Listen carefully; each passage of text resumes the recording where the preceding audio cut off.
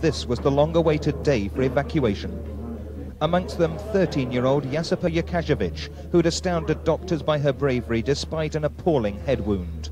She has a large piece of shrapnel lodged at the center of her brain and needs major surgery. Other patients had just come from the operating theatre, staff here having done all that they could with such meagre resources. Their only hope of survival was to reach the coast and a modern hospital. It was then Jasipa's turn to be hoisted on board with her worldly belongings and time for her to say her goodbyes. It had been 4 hours since the operation began, time behind the scenes for old arguments to restart.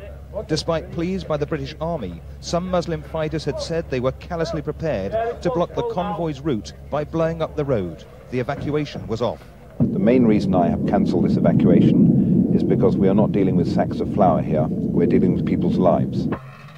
Tragically, some lives may be lost by this prolonged ordeal, and each day Jasipa is told her operation must wait, the chances of permanent brain damage increase. Terry Lloyd, ITN, Central Bosnia.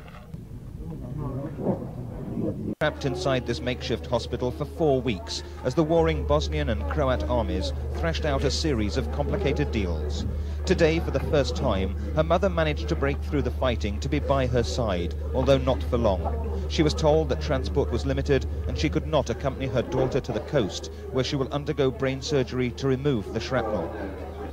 It was the same for 49 other Croat patients at the Friars Hospital who said goodbye to friends and family as the evacuation finally got underway.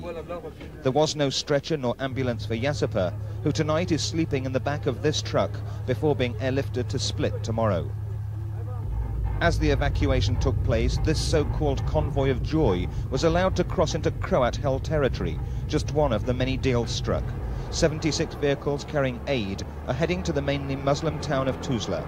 But to get there, they must travel through hostile areas, including one stretch of road where a previous convoy of joy was attacked and 8 drivers were killed. The British Army is manning the route in strength to try and prevent a repeat. Tonight, the convoy has stopped in relatively safe territory, but tomorrow it will attempt to run a precarious gauntlet.